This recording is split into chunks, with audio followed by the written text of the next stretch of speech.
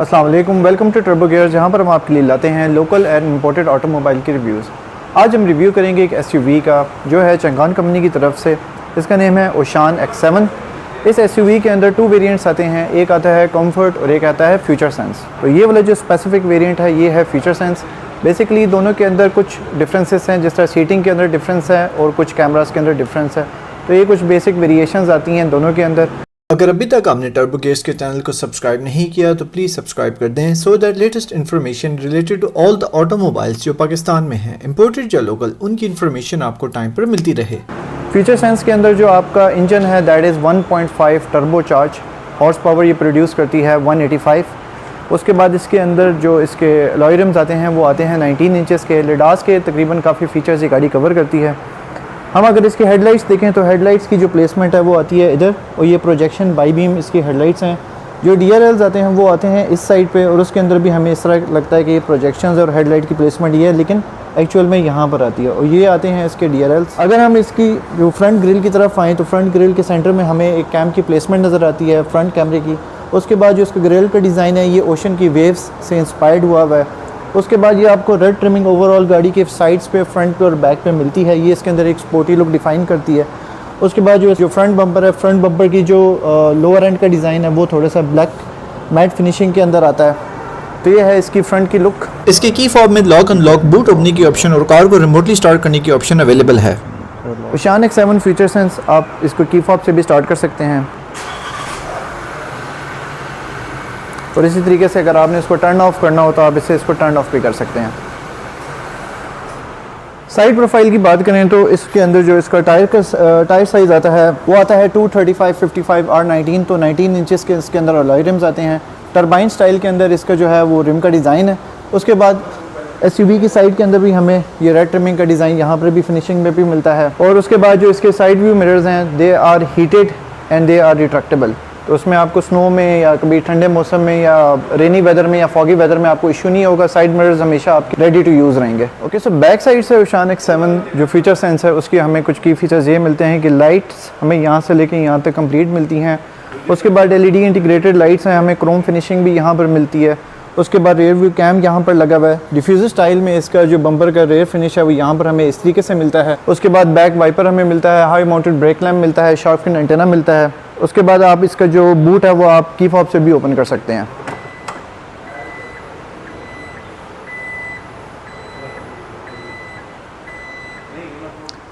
ओशान X7 के जो boot space है वैसे वो 326 लीटर्स का आता है अगर आप 7 सीट्स को बंद रखते हैं, और अगर आप 5 सीट्स पर आते हैं तो फिर इसका जो बूट स्पेस है वो 750 लीटर्स पे आ जाता है।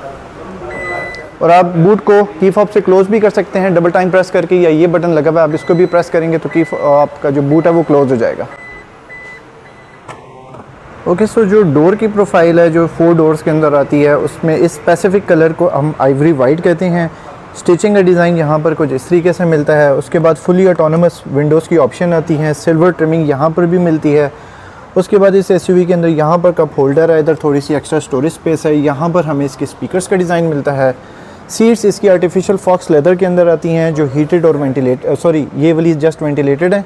फ्यूचर सेंस के अंदर 5 पर्सन की सिटिंग ऑप्शन मिलती है हमें। सेंटर के अंदर हमें यहाँ पर जो है वो 2 कप होल्डर्स की ऑप्शन मिलती है। फ्यूचर सेंस के अंदर भी हेड स्पेस बहुत अच्छा है और लेग स्पेस भी काफ़ी रीजनेबल है, अच्छा है। ये वाली फ्रंट सीट्स फुल पीछे हुई हुई हैं।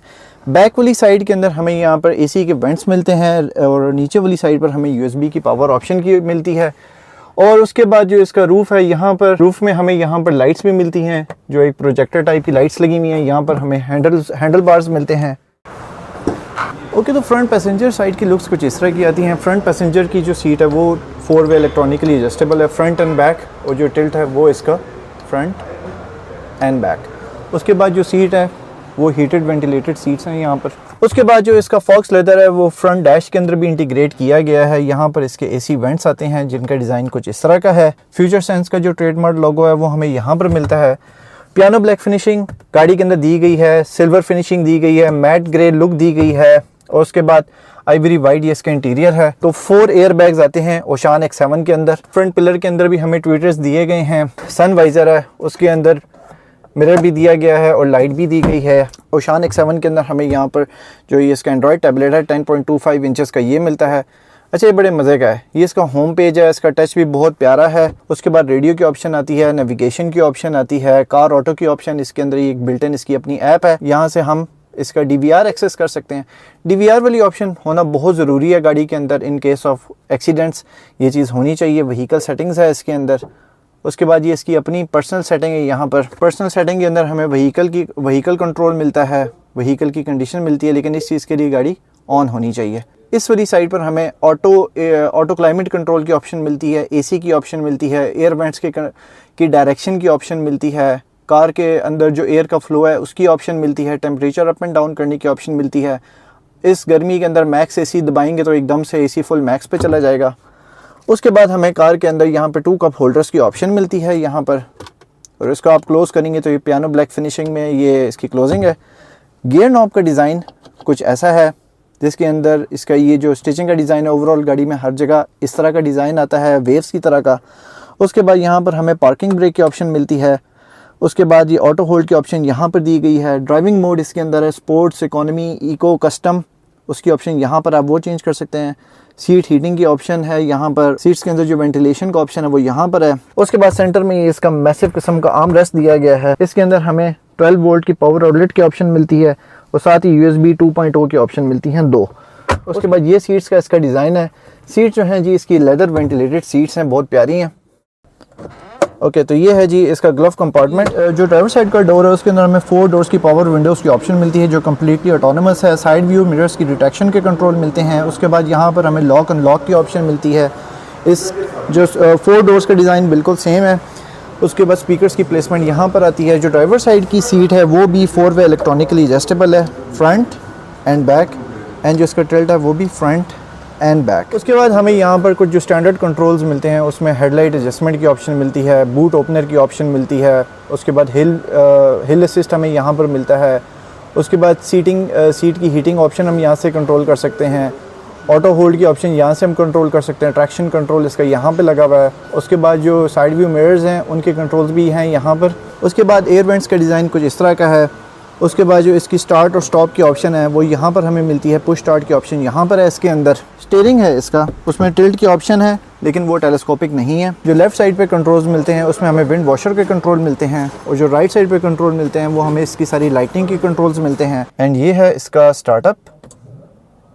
तो जब हम गाड़ी को स्टार्ट करते हैं तो ये सेंटर में स्पीडोमीटर की ऑप्शन कुछ इस तरह से आती है। उसके बाद लेफ़्ट साइड पे हमें स्पीड की ऑप्शन आती है, राइट साइड पे हमें RPM गेज की ऑप्शन मिलती है। उसके बाद इसके राइट साइड वाले इस साइड पे हमें गाड़ी के रेडिएटर की इसके कूलिंग का और हीटिंग का पता चलता है। लेफ़्ट साइड पे फ्यूल गेज का हमें पता चलता है। उसके बाद यहाँ पर हमें ऑडियो की रीडिंग इधर आती है। सेंटर में हमें गियर की रीडिंग आती है। उसके बाद हमें सेंटर में यहाँ पर ये हमें बताता है फ्यूल इकोनॉमी कितनी है। उसके बाद जो इसके सारे इंडिकेटर्स हैं, auto hold, collision warning system, headlight के कंट्रोल्स, बाहर का टेम्परेचर क्या है, टाइम क्या है, उसकी ऑप्शंस हमें यहाँ पर मिलती हैं। और उसके बाद जब आप इसका ये ड्राइव मोड यहाँ से चेंज करते हैं तो ये इसका स्पोर्ट्स मोड इनेबल हो गया। उसके बाद आप वापस क्लिक करेंगे तो उसके बाद इसका वापस जो नॉर्मल मोड है वो इनेबल हो गया। तो आप जितने मोड्स चेंज करना चाहेंगे वो आप यहाँ से चेंज कर सकते हैं। उसके बाद हम आते हैं इधर DVR में। तो जब हम DVR को एक्सेस करेंगे व्हीकल सेटिंग ऑन करके तो ये हमें सारे इसका बता रहा है कि इस वक्त इसके अंदर जो इसकी कैम सेटिंग्स है वो क्या है। लेफ्ट साइड का हमें बता रहा है।